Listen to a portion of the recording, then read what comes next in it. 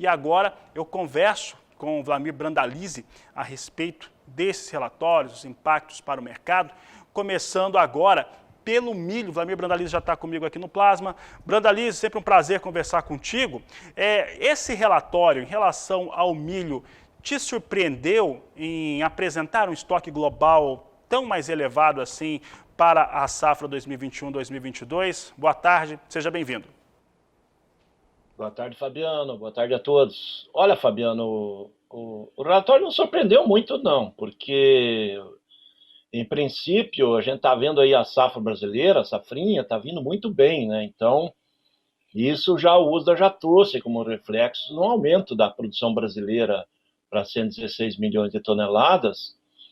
E, paralelo a isso, também há um indicativo de aumento da safra do Paraguai, que não saiu os números aí, mas ela está mais de 2 milhões de toneladas acima do que era esperado anteriormente. Então, isso coloca mais milho no mercado global e, por enquanto, o USDA ainda não trouxe grandes novidades com relação ao principal importador, que é a China, né? Continua com números baixos de importação, mesmo ela comprando, né? Hoje a China comprou mais de 1 milhão de toneladas de milho americano, mas o USDA, ele, nesse lado, ele foi conservador. Ele foi conservador aumentando a safra e com isso aumentando um pouco os estoques além do que o mercado esperava, mas no lado da demanda ele não teve o mesmo rumo, né? Ele acabou mantendo sem novidades, por isso que o mercado do milho na semana passada teve pouco impacto e hoje dá para ver que ele já está começando a reverter, né? Hoje ele trabalhou pela manhã toda aí com posição positiva, apoiado aí pela essa venda de milho para a China, milho americano, né? Então, o ambiente do milho hoje ele está um pouco melhor que estava na sexta-feira, porque o próprio mercado já não acredita que os números efetivos do USDA venham a se concretizar como realidade. Eles só mostram uma tendência, e a tendência, em princípio, é o Brasil, que está certo, e o Paraguai, né, que são dois que mais 6, 7 semanas aí de clima favorável garante que uma safra praticamente recorde aqui também no Paraguai.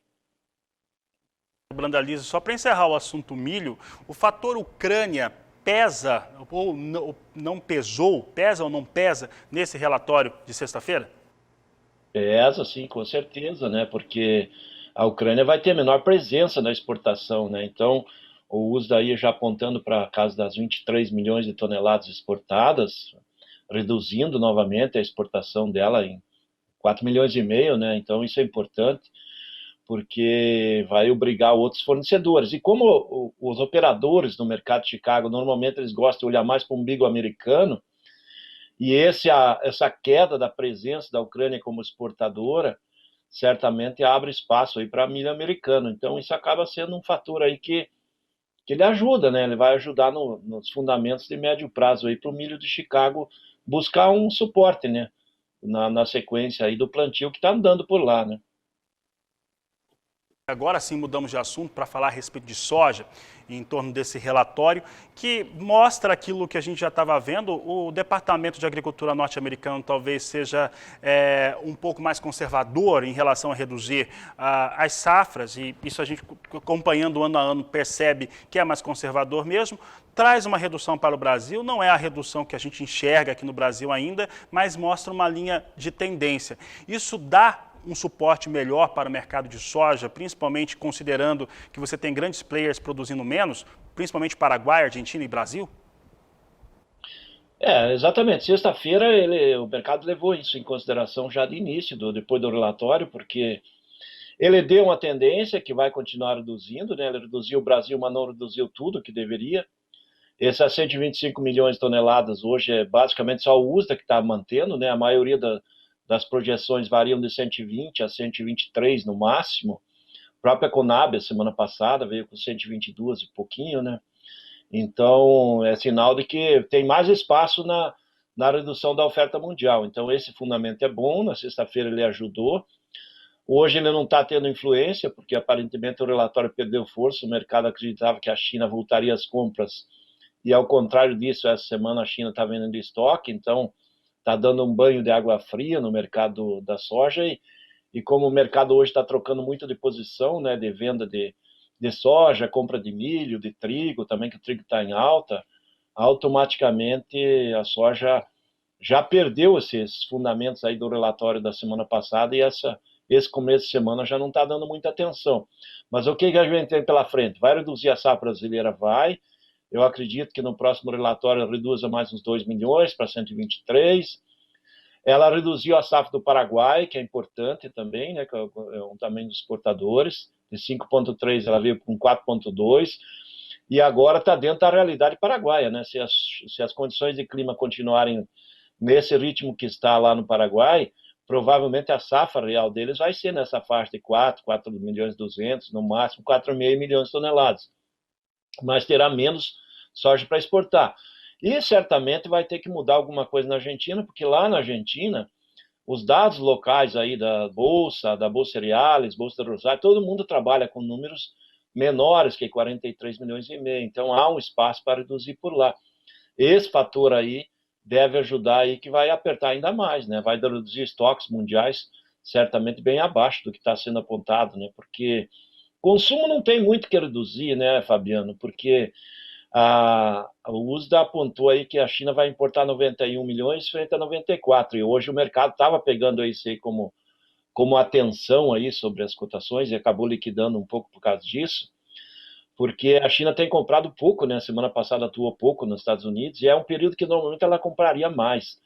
E aqui também na América do Sul também não tem conseguido comprar grandes volumes, então essa indicação de importar 91 milhões de toneladas e o USDA mantendo indicativos que o consumo chinês ele segue uma linha de leve queda, eu acredito que a China ela não deve reduzir consumo não, porque a economia chinesa está em crescimento.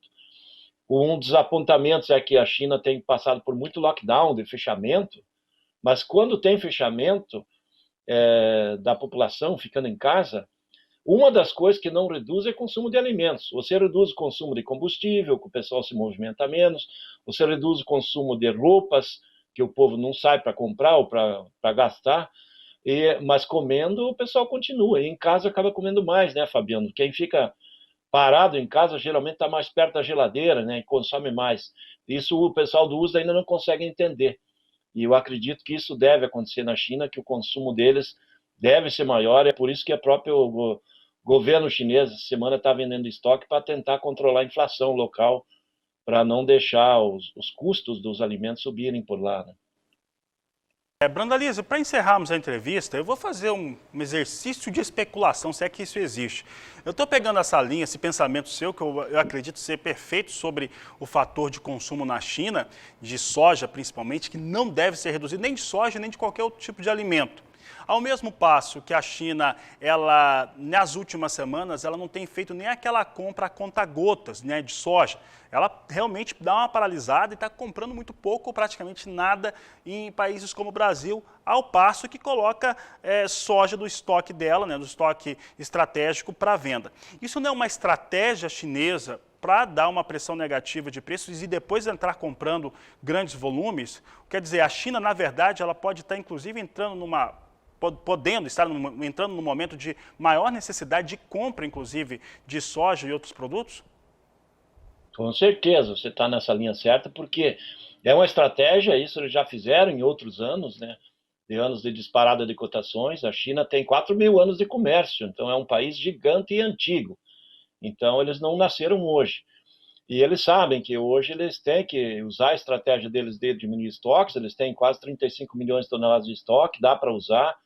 Eles têm muito produto para chegar, que compraram, então eles não vão ter escassez de soja. Mas um fator importante que está pesando é que a indústria chinesa, ela alega que se ela comprar soja na origem americana, brasileira ou argentina, em que o custo delas entre Chicago e o prêmio supere $18, o bushel, ele entra na margem negativa de esmagamento. E para ela trabalhar com margem positiva, teria que aumentar o preço do farelo e do óleo. Isso o governo não quer lá porque causa inflação.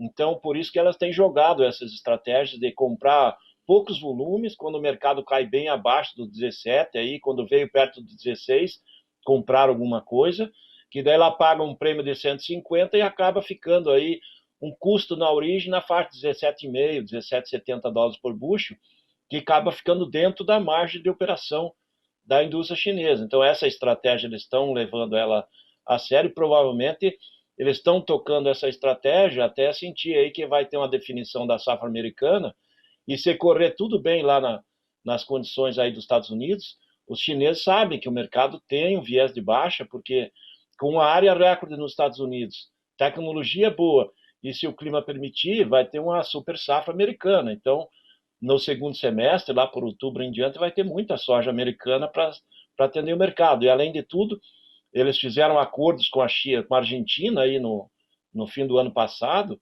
e provavelmente eles vão importar um pouco de soja da Argentina também. E esse aumento das retenções do farelo e do óleo lá na Argentina acaba beneficiando a própria China, né? Porque hoje está todo mundo igual. O farelo, o óleo e o grão, todo mundo pagando 33% das retenções. Acaba favorecendo até a exportação direta do grão e não do farelo e do óleo. Então, isso estrategicamente para a China é bom. Por isso que essa jogada chinesa desse momento é uma jogada interessante para tentar segurar as cotações ou forçar elas para baixo. Então, por isso que nesse momento nós temos esse viés de baixa, hoje com a liquidação forte, em cima de troca de posições técnicas também, lá de outros grãos, no caso o milho e trigo, mas ela está com viés de baixa. Aparentemente o fôlego dos 17 dólares já foi perdido nas semanas anteriores, e agora caminha aí um pouco para baixo, e a China está com as rédeas na mão aí, Fabiano.